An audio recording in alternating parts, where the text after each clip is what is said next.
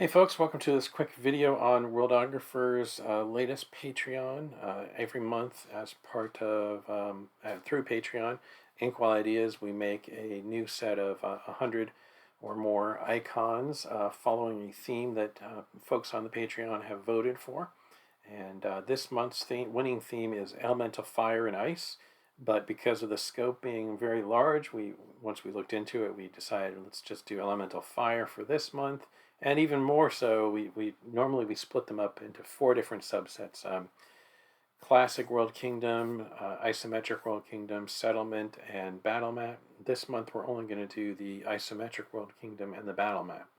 Then we'll do the other 2 sets next month. But there's just so much that can be done that we wanted to make sure that we did it justice by having enough variety in each icon set.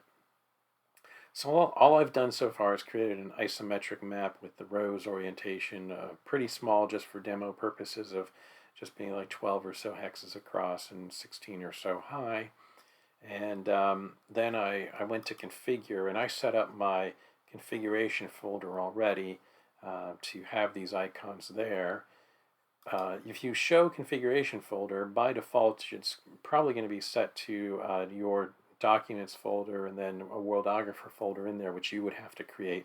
Don't put your icons and data files into your program files Worldographer folder, or else you're going to likely lose them if there's some if you uninstall, for example. So you want to create a Worldographer folder in documents at the very least. Now in my case, I have a Dropbox account, so I can save them that way and then have them in an Inkwell assets folder and then a Patreon subfolder there. And then you can unzip them, and you can then, once they're unzipped, you can add configuration subfolders. You can say, hey, we've been doing our Patreon for several years, so we've got all of them here, and I can just pick the most recent set and add them, and then they get automatically added into the program. You can also, though, you can do add custom terrain, add custom features, add custom textures, and that will just bring up file choosers where you can pick, you can even multi-select, you can pick everything in a particular folder, for example, if you'd like. So those are different ways to get the icons into Worldographer. Those would require the Pro version now. At the moment, I'm showing Worldographer 2025. This is the demo of that. But most of this functionality that I'm going to be showing, including all that stuff about the configuration folders and stuff, applies to the pre-2025 version of Worldographer as well. So with that out of the way, let's, right now by default, it's just showing all the isometric row orientation icons because that's the type of map we have. We can, though, look at the isometric fire set, the elemental fire isometric set that we've got. And we've got 2 icons for each of several different terrain types, just to give a little bit of variety. I've got the similar button on so that when I pick this one, either of these 2, they just differ in name, ending in A or B. For example, these are basalt pillars, and so it'll just randomly pick one or the other each time I try to place one down, just to have a little bit of variety. So I can have like this basalt pillar kind of chain going across the map like that if I want to. And then I can do like the ashy desert type stuff. I can have an ashy desert, for example, here if I wanted to. And then I can have, this is a burnt forest. That's kind of on fire, a fire forest. And I can have this down here in this corner like that. We've got a fire plains, so I'm going to stick this in over here, for example. Then we've got, this here is a fire swamp, so I'm going to stick those down there like that. Here I've got a heavy burnt forest, and I've got light burnt forest. Just hovering over it gives me a tooltip to tell me what everything is in case if the names are cut off like this. So I'm going to do some light, we'll do a light forest like that, but then we'll do the heavy forest in this area. And then I've got some forested hills, so I can do some hills like that. A couple more, and then I can do the mountains. I can have some forested mountains like that. Let's do some more hills to kind of screen that off.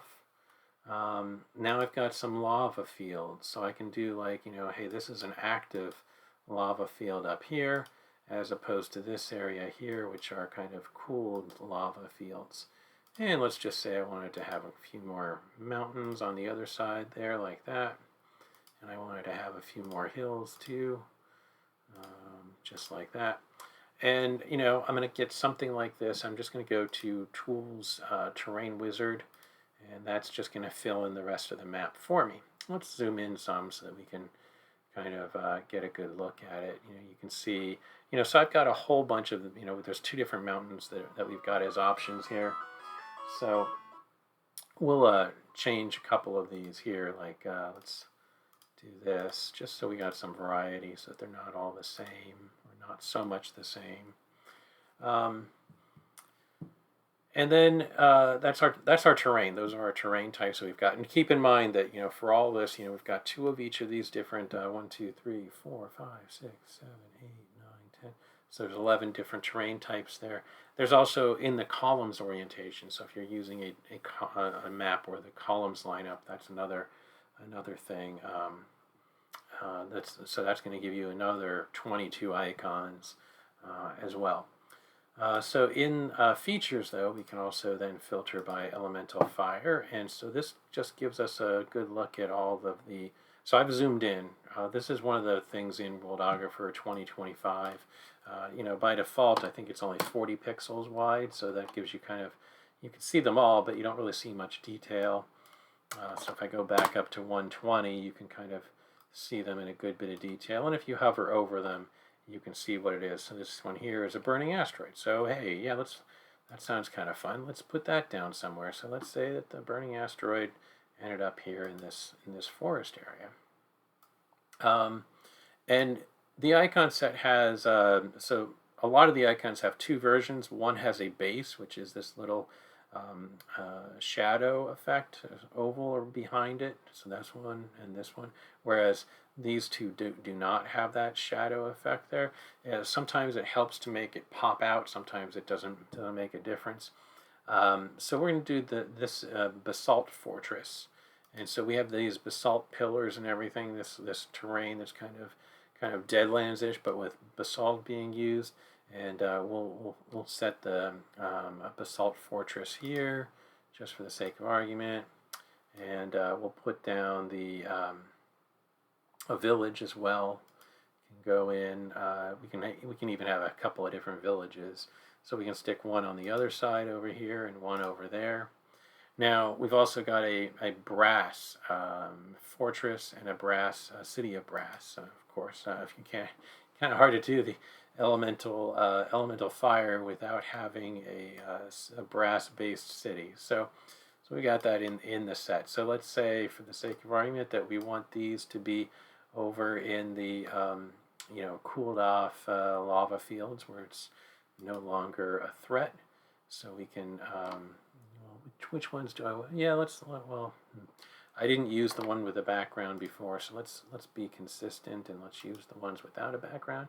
So this one here is our fortress, and if I scroll down, here's our city. So we can have one in one place and the other in the other place. Let's go back up to the top, make sure we're using everything. So this here is ash rain, and so we can have that kind of in the ash terrain. We've used those. We've got our asteroid in place. Here we've got a burning cave. So this is rather large compared to the mountains. So I'm going to override the scale on this. Oh, I should point out, I've got place freely set on here, which just means that it's not going to anchor it to the center of a given hex. That by default, if you don't check that box, you're going to have things anchored to the center of a hex. So I can scale this down and have this, maybe that's a little bit too small. Let me go to 55 instead, 65, 75. Let's go with 75. Let's see how much that does. So yeah, we'll just go with that just so we can see it. And then we've got also a version that is still kind of smoldering but not on fire. And so we can stick this one up here, for example. Here we've got, So here we've got a basalt city as well, which I kind of skipped. We did a fortress and we did the village, but we didn't do the city.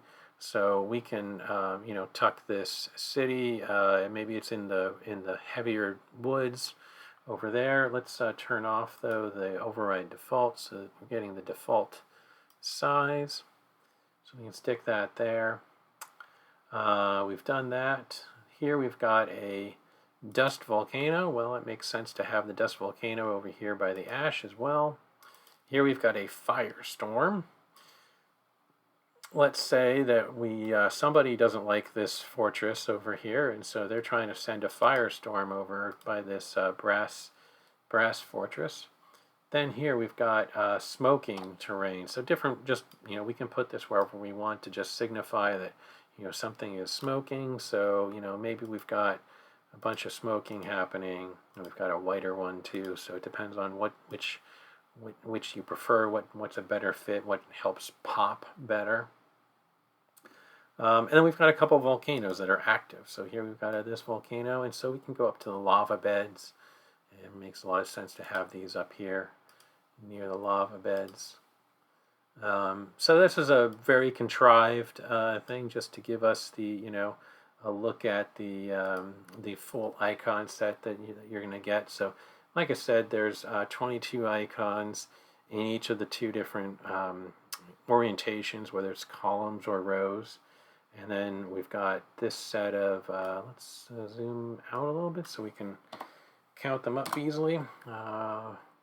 4 times 5, so another 22 of those. So yeah, so we're getting 44 or more depending on how you want to look at it. I don't like those simple variations where it's kind of just the columns versus rows orientation. I don't really count those as separate. So we're just going to say that we got 44 of these icons built into this new set, and then we're going to have 50 something of the of the battle mat icons will be part of the set. And who knows, as we get closer to the end of the month, if we've overlooked something that needs to go into this set, then that's very possible that we'll be adding a couple of other icons to the Isometric World Kingdom as well.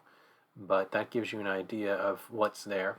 So we'll have links to, download Worldographer, look at the Patreon. After the Patreon is over each month, we post these icons on the last day of the month typically, unless, occasionally we post them a day early, occasionally a day late.